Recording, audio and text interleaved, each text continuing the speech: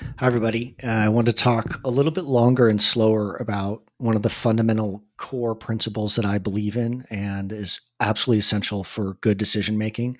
And anybody who wants to be or is a leader needs to know this or have found their own versions. I'm going to sit down. I'm going to talk a little slower. This one's going to be a lot longer. I'm only going to go through my rules one and two right now. The reason this is worth so much time and effort for you to listen is because 95% of the understanding of the rules, my four rules, comes from listening to them. You can do that in 2 minutes, what I posted on Monday. But 99% of the value comes in this, in listening, hearing, editorializing for yourself, listening. It's called autobiographical listening. You listen as the biography in your own head and applying in your life. So while it's fun to have something pithy and smart, well crafted in language, this today is about the work.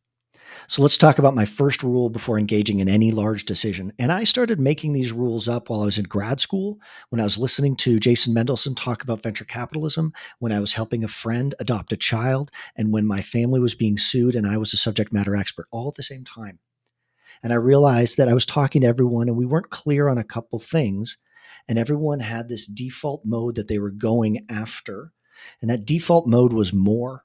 And I didn't know exactly what that meant at the time, but and also more is amorphous. It's mine, your more, and my more are not the same word.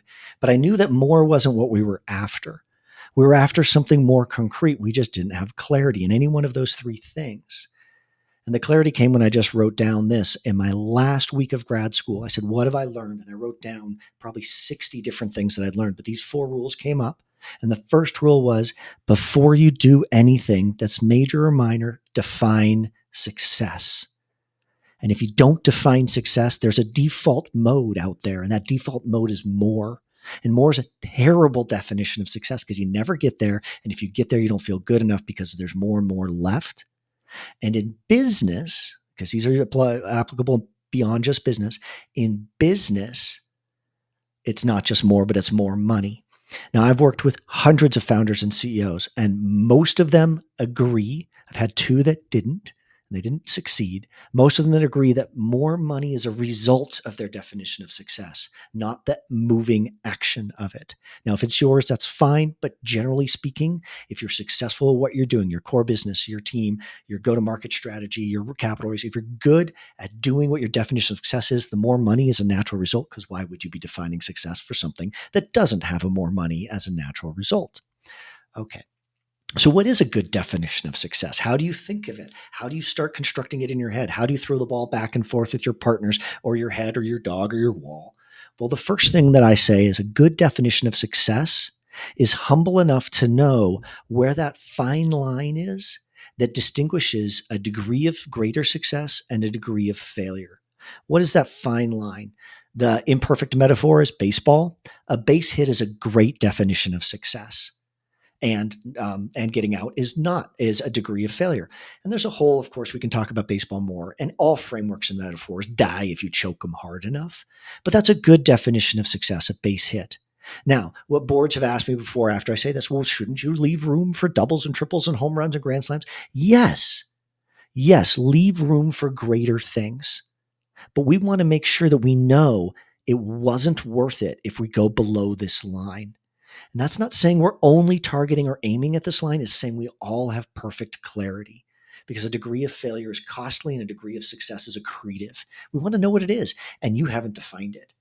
And if you've defined it in your own head, but not in a way that's clear to others, you still haven't defined it. A definition that only exists in your own head does not exist, especially in leadership. Remember, leadership is empathy at scale. Empathy at scale is communication. Communication to yourself is not that. So that's rule one. Now, when I really talk to people about this, it's funny how often people are close.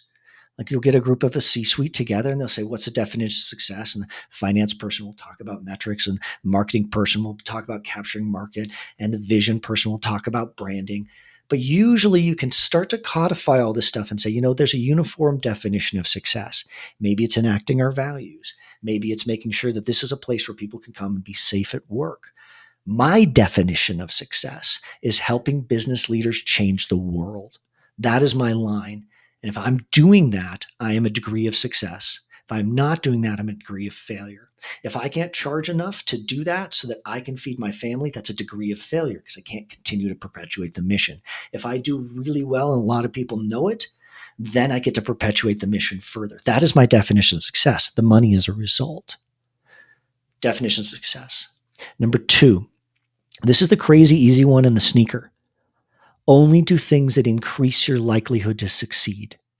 This is actually taking a look at brutally at the work that you're doing and asking, hey, is this increasing my chance of succeeding or not? I'm not even talking about rank ordering the things you're doing towards highest likelihood and lowest likelihood. I'm talking about the things that help you and don't help you. Here's two examples where this failed.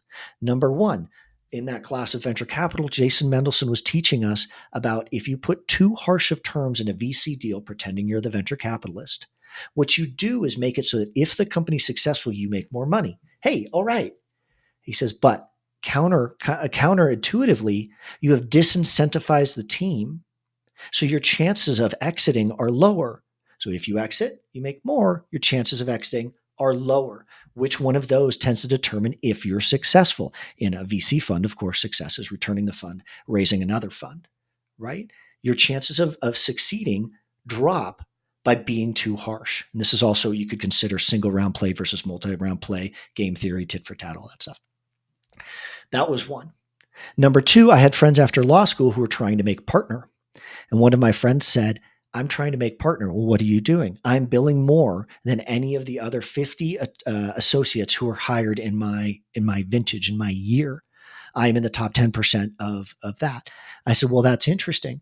Do you think that's going to help you make partner? He says, well, it's not going to hurt. Well, not going to hurt isn't the same thing as increasing your likelihood of success.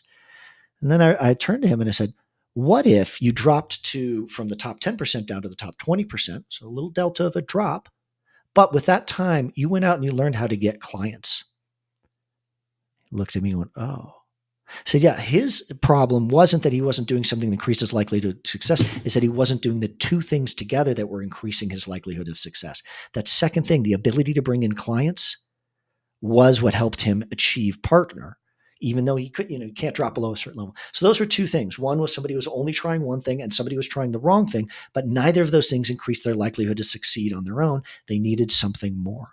That's why increasing your likelihood to success matters so much. The other, of course, real great ROI by pairing these two things together is once you have clarity, it's pretty easy to know what you need to do and not do. And the real thing that increases your likelihood of success more than anything is not wasting time on ineffectual things. This is why the ROI of doing this work, being clear with everyone, is so good, because if you just get everyone on the same page, you save an hour a week of miscommunication. That hour of week increases your chance to succeed because you're doing the things that increase your likelihood to succeed. So that's my rant about Brad's rules 1 and 2, where I created them, why they matter, and why this is worth 10 minutes of your time to listen to.